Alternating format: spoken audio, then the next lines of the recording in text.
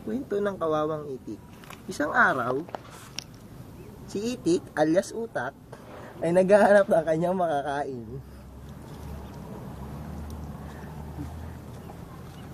Ano ba yan? Wala akong mahanap na pagkain.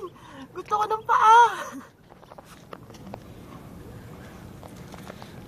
Tik tik tik tik tik tik tik tik tik. Tik tik tik tik tik tik tik. Tik tik tik tik tik tik tik tik tik. Tik tik tik tik tik tik. Ilang araw umulan ng bato. Tik tik. Kinagumagahan, biglang umulan ng bato.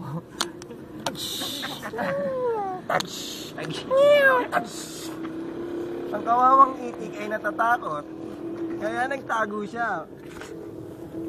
Nagtago siya. Pinindot niya ang remote ng bahay niya at biglang dumating ang kanyang bahay. Yo!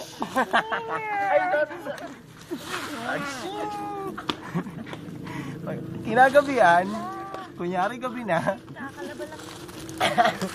pinindot niya ulit ang kanyang remote na bahay Para umangat.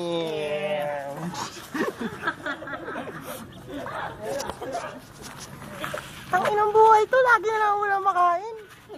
Yosi muna ako, Yosi. Lumipad ang Yosi, itik. Eben. Lumipad ang itik. Lumipad. Lumipad ang itik.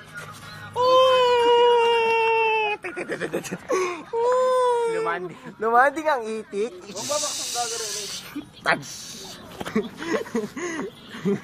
Napunta siya sa mga mundo ng mga tao.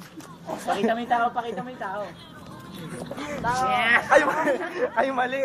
Baboy pala yun. Hayop rin yun. Lagyan mo sa Facebook.